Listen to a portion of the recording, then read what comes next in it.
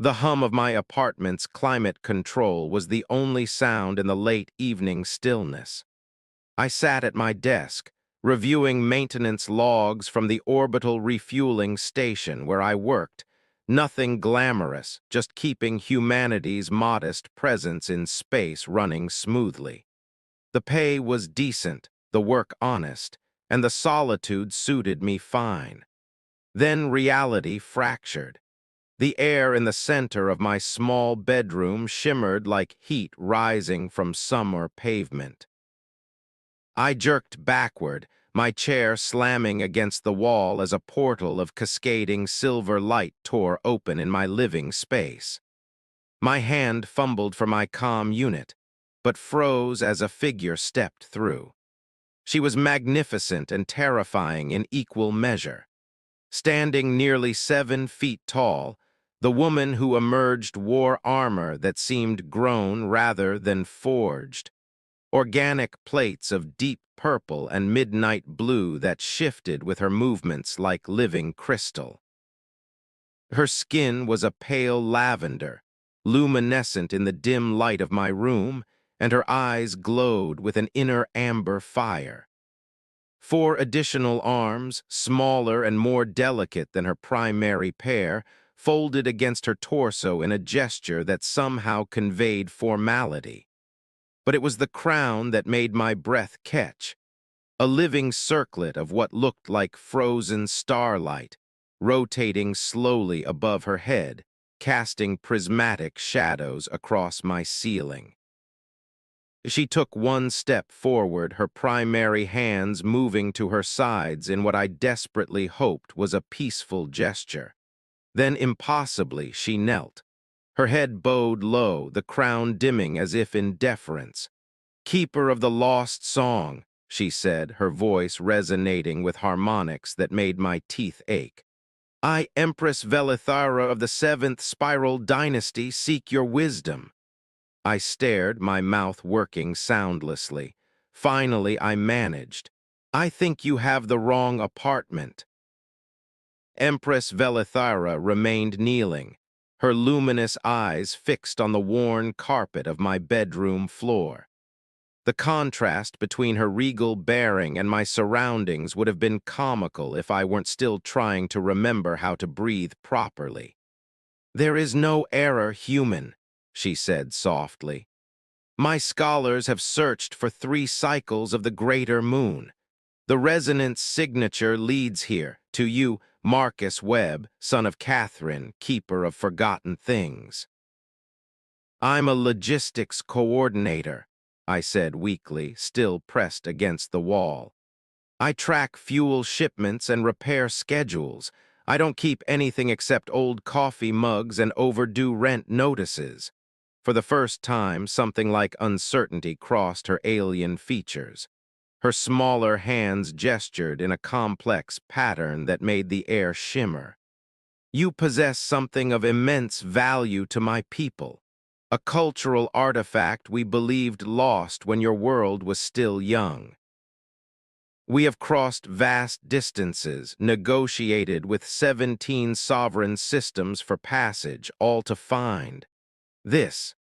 She raised one primary hand, and a holographic display bloomed in the air between us. I recognized the image immediately, and my stomach dropped. It was my grandmother's music box. The small wooden cube sat on my bookshelf, unremarkable among the clutter of my life. I'd inherited it when Gran passed 5 years ago, a simple thing she'd found at an estate sale decades before I was born. It played a melody I'd never heard anywhere else, haunting and strange, but I'd always assumed it was just some obscure classical piece. "That," I gestured weakly at the shelf, "that's just an old music box. It's not even valuable. The mechanism sticks half the time." Velithara rose in one fluid motion, moving toward the shelf with reverence that made me uncomfortable. Her smaller hands extended, trembling slightly as they approached the box. She stopped just short of touching it, turning back to me. "May I?" she asked, and the vulnerability in that question from an empress was staggering. I nodded, unable to find words. She lifted the music box with exquisite care, cradling it in her primary hands while her secondary arms created a protective cage around it. With one delicate claw, she triggered the mechanism. The melody spilled out, the same as it always had, but Velithara's reaction was immediate and profound. Her eyes closed, luminescence fading to a soft glow. A sound emerged from deep in her chest, something between a song and a sob, and I realized with shock that she was harmonizing with the tune. When the music stopped, she opened her eyes, and tears of liquid silver traced down her lavender cheeks. "This," she whispered, "is the lament of the first mothers. We thought it lost when our homeworld was consumed by our sun's expansion, 7,000 of your years ago. It contains the genetic memory of our species' origin, our history, our values, our very identity encoded in harmonic frequencies." She looked at me with something approaching awe. "How did your kind come to possess it?" I slumped into my desk chair, my mind reeling. Velithara remained standing, the music box held against her chest like a child clutching a beloved toy. The crown above her head pulsed gently, casting shifting patterns of light across the walls. "I don't know," I admitted. "My grandmother bought it at an estate sale in Virginia in 1987. She said it called to her. That sounds crazy, I know, but Gran was like that. She collected strange things." I gestured helplessly. There was no documentation, no history, just an old wooden box that played a weird song. Velithara moved to my window, gazing out at the city lights below. "Not crazy. The lament has a psychic resonance that draws certain minds. Your grandmother must have been sensitive to it." She turned back to me, and I saw calculation behind the emotion in her eyes. "The estate sale, do you know whose possessions were being sold?" "No idea. Gran never mentioned it. She's been gone 5 years now, and any records." I trailed off, then had a thought. I pulled open my desk drawer and rummaged through the accumulated debris of family history. Old photos, birth certificates, Gran's funeral program. At the bottom, I found her journal, the one I'd never had the heart to read through completely. I flipped through pages of her neat handwriting, recipes and gardening notes and observations about birds in her backyard. Then, marked with a pressed flower, I found an entry dated June 14th, 1987. "Found the most extraordinary music box today," I read aloud. The seller was a strange old man, barely spoke English, Russian, I think, or maybe Czech. He said it had been in his family since his grandfather's time, brought from the old country. He seemed almost relieved to be rid of it, said it gave him dreams of dying stars and falling cities. Poor dear. But the music, oh, the music is unlike anything I've ever heard. It makes me think of my mother's lullabies, even though it sounds nothing like them. I had to have it. Paid $75, everything I'd saved for the trip to see Margaret. She'll understand." Velithara's smaller hands moved in rapid patterns, conjuring more holographic displays. 1987. That would be consistent with the timeline. The last known location of the lament was Earth, approximately 60 Earth years prior. A diplomatic envoy crash landed in what you call Siberia in 1927. They were rescued, but reported several artifacts missing, taken by local salvagers before our recovery team arrived. "Wait," I said, my historian's instinct finally kicking in past the shock. "The Tunguska event, that was 1908. Different incident," Velithara said dismissively. Your planet has been visited more often than your official history's record. Most of us simply wish to pass through peacefully, but accidents happen. Her expression softened. The envoy who carried the lament died of her injuries. She must have entrusted it to someone she met, hoping it would eventually find its way back to our people. Instead, it wandered through your world's black markets and estate sales for decades, its true nature hidden. I stared at the music box, seeing it with new eyes.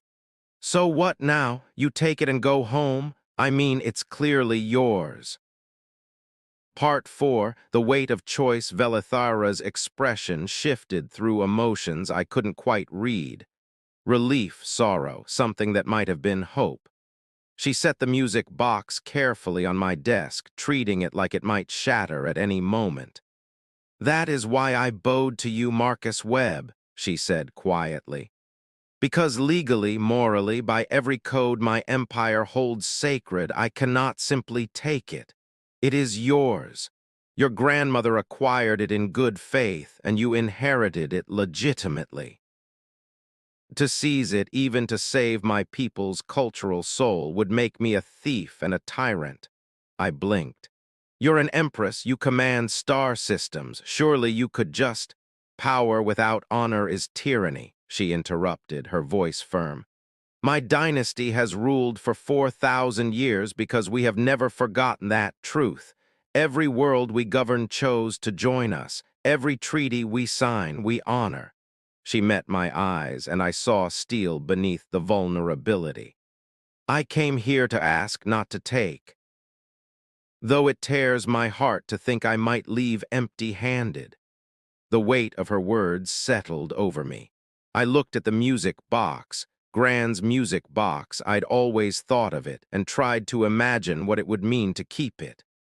A curiosity on my shelf, a conversation piece maybe, something to wind up when I felt lonely and nostalgic.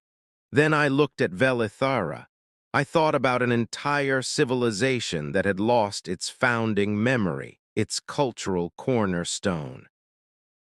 I thought about my own people's history, how we fought wars over symbols, built museums to preserve fragments of our past, how the loss of ancient texts and artifacts left holes in our understanding of ourselves. How many people are in your empire?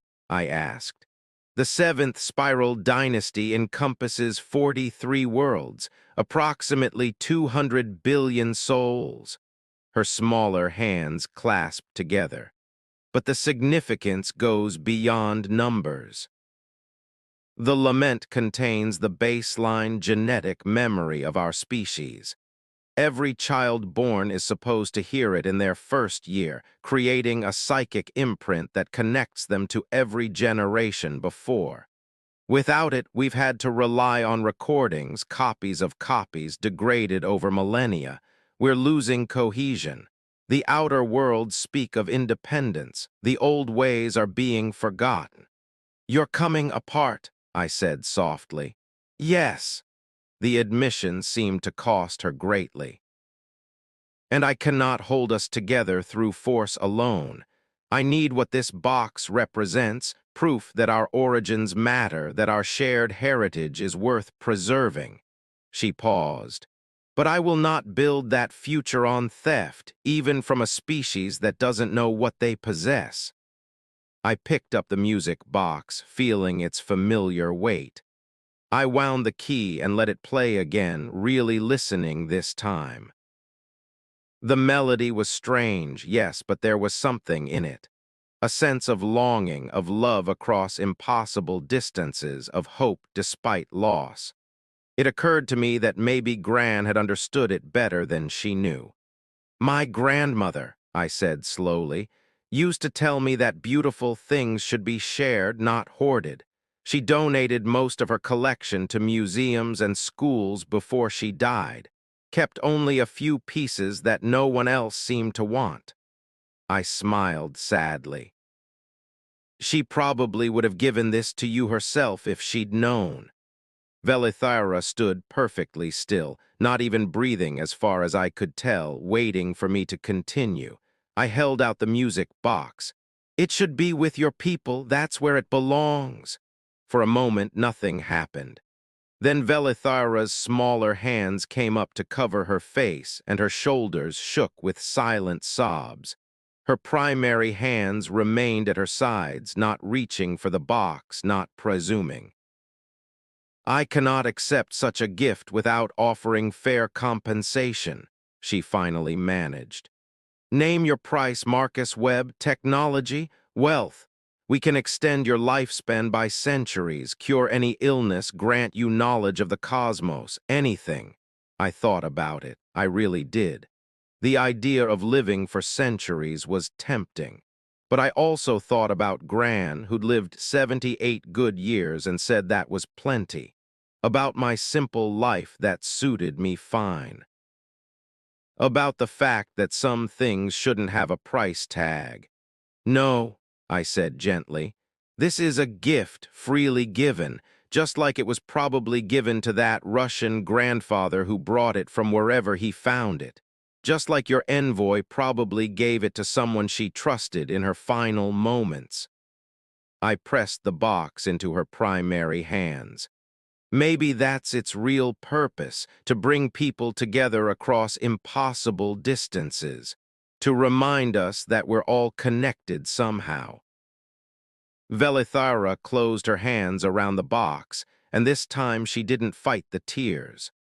The crown above her head blazed brilliant white, and I had to look away from the intensity.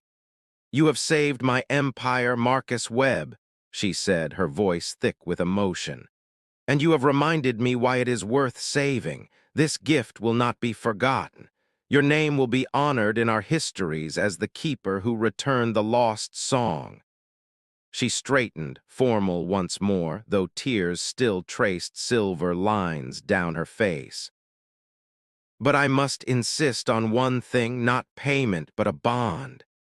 She touched one smaller hand to the music box, then reached out and touched the same hand to my forehead. Warmth spread through me, not painful but intense, and suddenly I could see through her eyes, feel the weight of ruling billions, the fear of cultural dissolution, the desperate hope that had driven her search. And beneath it all, a deep well of honor and love for her people. The vision faded, but something remained, a sense of connection, faint but present. "Now you are woven into the lament song," Velithara said softly. "Whenever it is played, a part of you will resonate with it, and you will know that somewhere in the cosmos, 200 billion souls are singing together again. And they will know that a simple human who owed us nothing gave us back ourselves." She bowed one final time, deeper than before, and I found myself bowing back, awkward and uncertain but sincere. The portal shimmered back into existence. Velithara stepped toward it, then paused. "Marcus Webb, if you ever need anything anywhere in the galaxy, you need only call my name into the stars. The seventh spiral dynasty does not forget its debts." A small smile crossed her face. "And perhaps someday you might visit us. See what your gift has preserved. I think you would appreciate our festivals, our museums. They are not so different from your grandmother's spirit." "I'd like that," I said, and meant it. She stepped through the portal, and it collapsed behind her, leaving only the faint scent of ozone and the echo of cosmic distances. I stood in my small apartment, unchanged except for everything.